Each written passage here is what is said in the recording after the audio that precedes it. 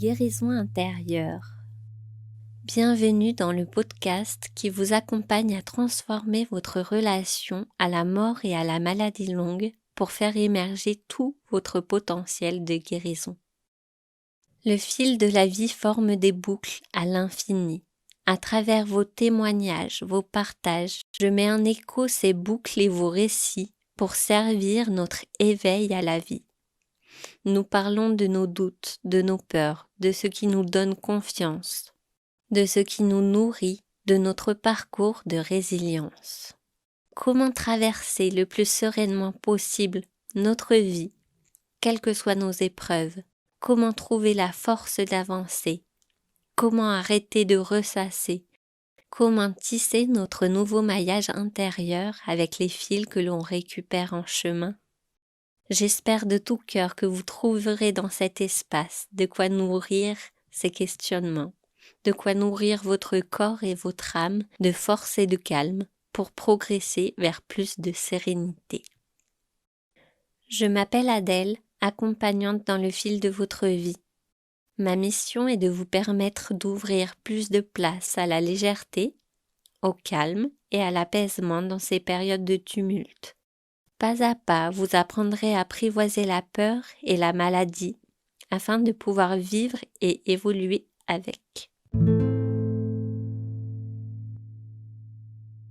Vous le savez peut-être, nous sommes en pleine semaine du podcaston. Pendant 7 jours, plus de 300 animateurs et animatrices de podcasts se mobilisent pour mettre en valeur le monde associatif. C'est une très belle mobilisation et il m'a paru tout naturel d'y participer avec mon podcast Guérison intérieure.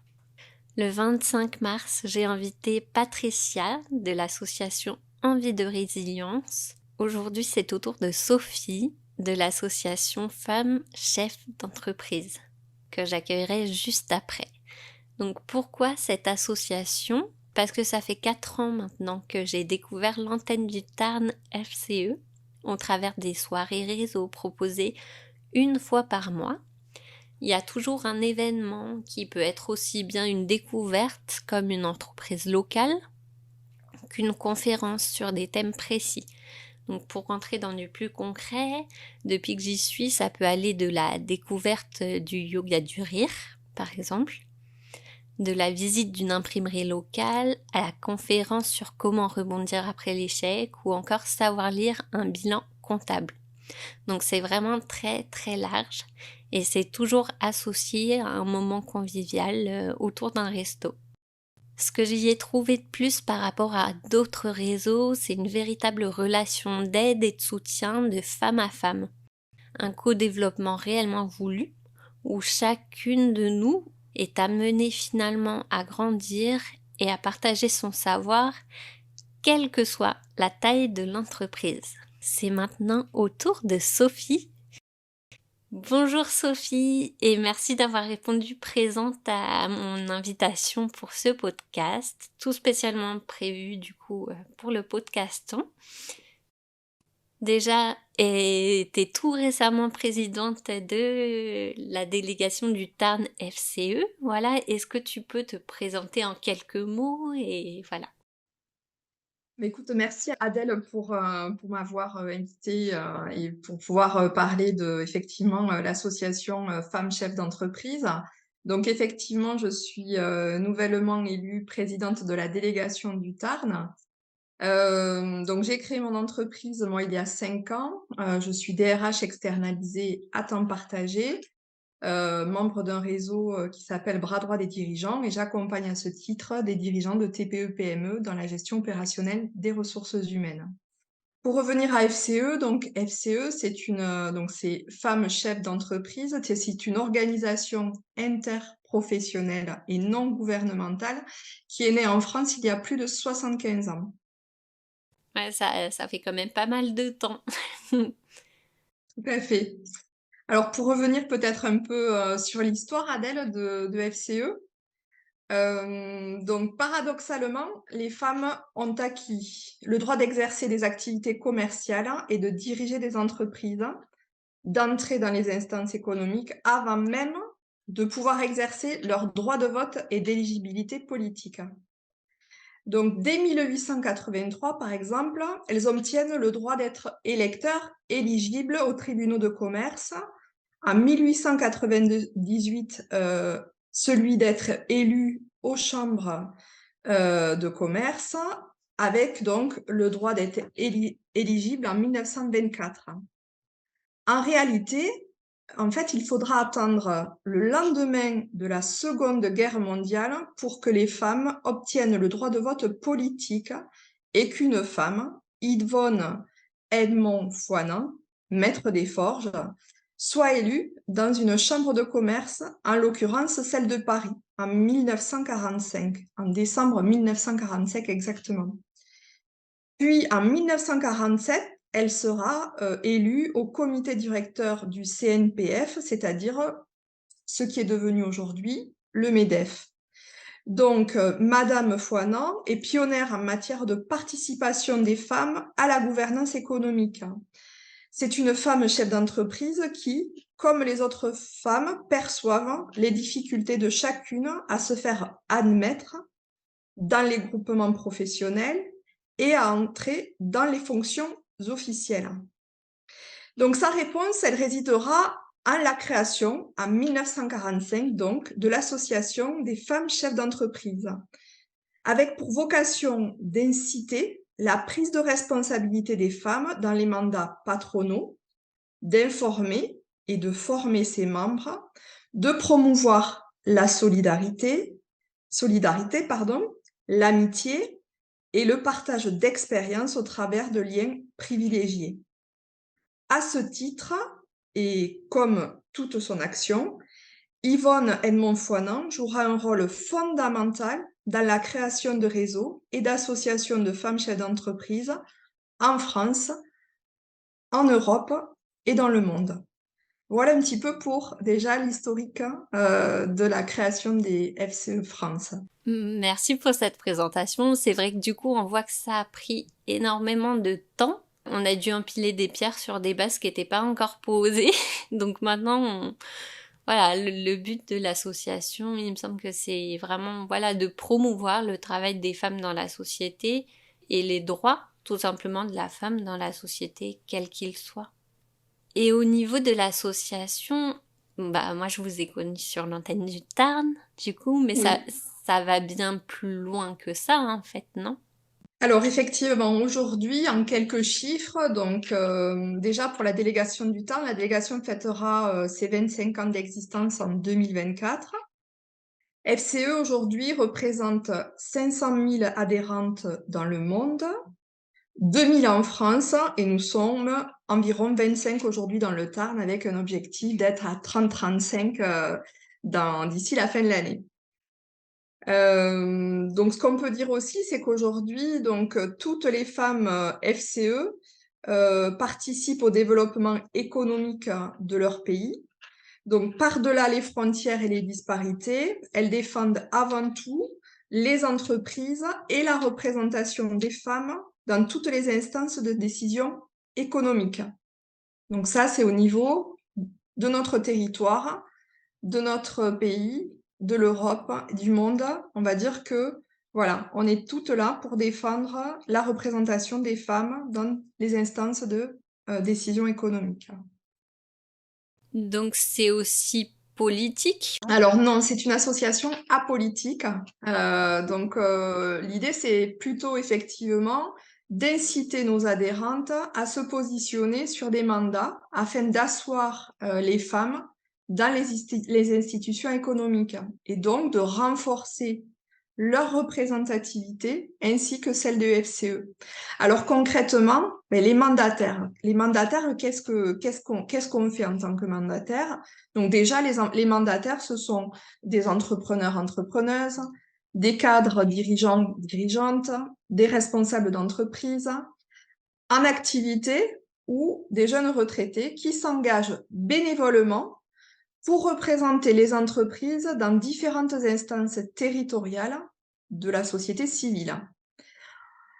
Ces mandataires sont essentiels au dialogue social et au développement économique de nos entreprises du territoire. L'exercice d'une fonction, entre guillemets, «juridictionnelle» pour le mandataire patronal est source de développement personnel. En effet, les projets sont passionnants, ils permettent d'acquérir et d'aiguiser son expertise et de développer des compétences et des connaissances supplémentaires, stratégiques pour soi ou bien pour son entreprise. Donc voilà vraiment une des missions, de femme chef d'entreprise avec effectivement, le fait que, certaines adhérentes puissent effectivement aller en représentation dans différentes institutions. Ça va être par exemple le conseil des prud'hommes, ça va être par exemple la chambre de commerce et d'industrie, ça va être par exemple, la CAF, la CPAM, pour aller effectivement représenter en tant qu'employeur sur les différents conseils d'administration, notre position. Merci. Je rebondis parce que ça peut, dit comme ça peut faire un peu peur, on va dire. Et l'objectif, ce serait vraiment parce que tout, par exemple, moi, je suis toute petite, j'ai une toute petite entreprise. Pour autant, j'ai trouvé plein de choses et je continue d'y trouver quand je continue de participer à vos réunions. Oui, à qui s'adresse finalement? Est-ce qu'on est obligé d'être très développé pour venir participer? Est-ce qu'on peut venir alors qu'on est au tout début de son entreprise? Comment on est amené vers ça finalement? Parce que moi, j'y trouve un gros moment aussi de soutien, de convivialité. Oui, tout à fait. L'idée effectivement, au travers des FCE, c'est de promouvoir donc la solidarité, l'amitié, le partage d'expériences au travers donc, de liens privilégiés que les membres entretiennent dans leur délégation, à travers effectivement, des réunions, des temps, que l'on organise. Et ça effectivement dès la création d'entreprise où vous pouvez intégrer effectivement, le réseau, femmes chefs d'entreprise. Et tout au long, on va dire, de la vie, de dirigeante. On se réunit, pour ce qui concerne la délégation du Tarn, une fois, par mois, en général le troisième mardi de chaque mois. C'est l'occasion effectivement d'échanger, de se donner les bons conseils, de se soutenir dans les moments difficiles et de se motiver, quand on franchit aussi des caps. À l'occasion de ces soirées, on essaie d'organiser, des thématiques, hein, qui intéressent, les adhérentes. Alors en début d'année, on les sonde sur leurs souhaits de thèmes et on essaie d'organiser effectivement des soirées à thème, des visites d'entreprise et tout ça se termine autour en général d'un moment de convivialité, d'un repas et c'est là que, effectivement, on échange beaucoup, et c'est là où vraiment les liens se créent, et où effectivement, chacune est là pour, aider l'autre, les plus âgés à de les plus jeunes, en termes d'expérience, je parle, pas en termes d'âge et c'est vrai que voilà, ça crée vraiment des liens, je trouve, super intéressants et on a toujours au sein, de la délégation une FCE à appeler, quand on est confronté à une problématique X ou Y. Voilà.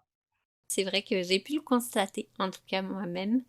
Et c'est vraiment très agréable. Et du coup, je voulais te demander si, voilà, comme vous êtes association, vous récoltez aussi des dons pour organiser des événements. Du coup, je sais pas, voilà ce qui est prévu prochainement. Alors, les femmes chefs d'entreprise, qui adhèrent à notre association payent une cotisation. Une partie de la cotisation, est reversée à notre délégation du Tarn et nous permet effectivement d'organiser en partie, certains événements. Les soirées, le coût du repas doit être payé tous les mois et ensuite on essaie d'organiser effectivement des événements, on va dire, par exemple, il y a 15 jours, on a organisé, le 8 mars à l'école des mines d'Albi et donc là, effectivement, c'est l'occasion pour nous de faire reconnaître notre association, mais aussi de réunir l'ensemble des réseaux, féminins du Tarn, pour effectivement, continuer à échanger, sur nos problématiques, hein, et nos réussites. Et ben merci en tout cas pour toute cette présentation, pour avoir pris le temps. Du coup, et toi, voilà, c'est tout récent que tu sois à la présidence. Est-ce que ça te plaît? Alors effectivement, c'est un rôle qui me plaît, qui quand même, faut pas se le cacher, prend du temps. Donc c'est la raison pour laquelle je me suis entourée, d'un gros bureau qui est là pour, m'aider, me soutenir et effectivement organiser, tous les événements et pouvoir répondre aussi aux sollicitations que nous avons.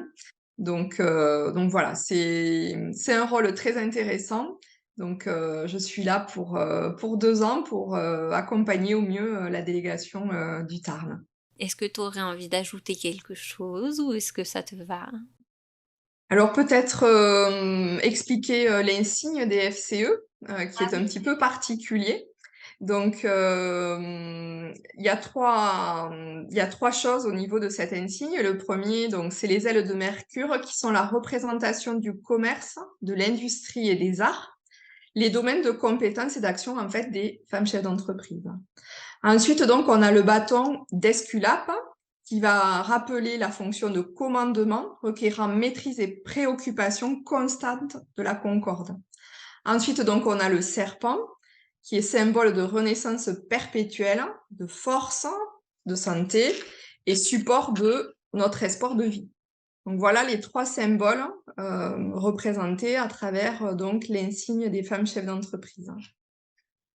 Et après, pour conclure, ce podcast, je terminerai par la devise, hein, des femmes chefs d'entreprise qui est: «Seules nous sommes invisibles, ensemble nous sommes invincibles». C'est vrai que c'est un très beau dicton, c'est une très belle phrase. Merci beaucoup pour cette interview. Et puis à très bientôt du coup. Merci beaucoup Adèle, hein, d'avoir pensé à nous pour ce podcast. Cet épisode un peu spécial touche à sa fin. J'espère que vous l'avez apprécié. Je vous encourage à visiter le site du Podcaston pour découvrir plus d'100 d'autres associations à travers d'autres excellents podcasts. C'est aussi l'occasion, si vous en avez la possibilité de faire une promesse de don pour l'association FCE, de vous engager. Et là, vous pouvez rejoindre le site du Podcaston et aussi le site des FCE. Vous aurez tous les liens en description, très facilement. On compte sur vous et merci beaucoup pour votre fidélité à ce podcast. À bientôt et bonne journée.